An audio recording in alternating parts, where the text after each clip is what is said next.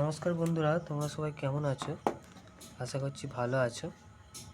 আজকে আমরা একটি জবা ফুল অঙ্কন করব।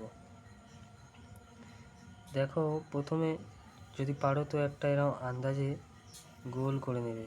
এইভাবে গোল করার পরে তার পয়েন্ট থেকে, ঠিক আছে, এইখানে এইভাবে টানবে এবং এইভাবে দুটো দাঁড়ি টানবে।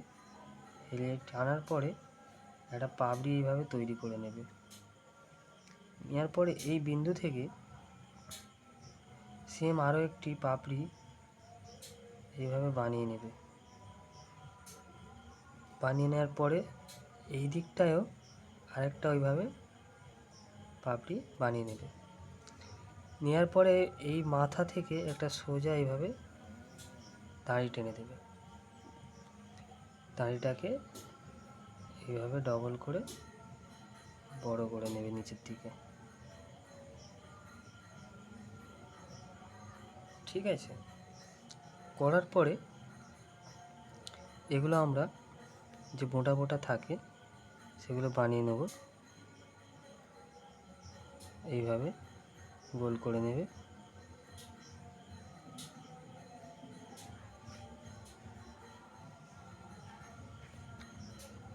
অনেকগুলো বানিয়ে নেওয়ার পরে, এভাবে অনেকগুলো বানানোর পরে এই পার থেকে আবার পাপড়ি শুরু করবে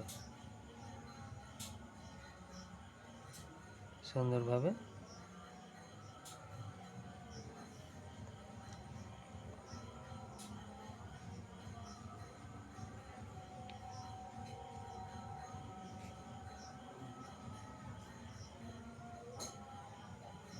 ঠিক আছে, বানিয়ে নেওয়ার পরে দেখো আমাদের জবা ফুল প্রায় হয়ে এসেছে। এবার এখান থেকে পাপড়ির ভাঁজগুলো করে দেবে।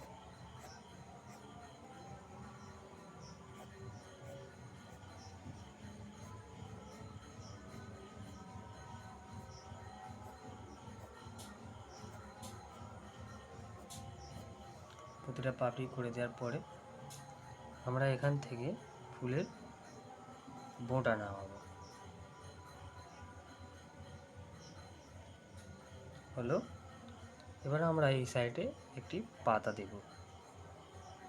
এইভাবে একটি দাঁড়ি হালকা এসের মতো বানিয়ে নেবে।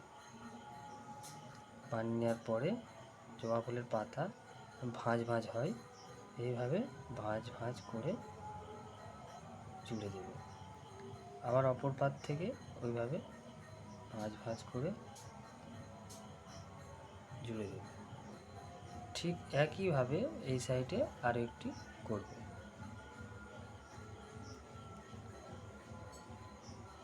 এইভাবে ভাঁজ ভাঁজ করে জুড়ে দেবে।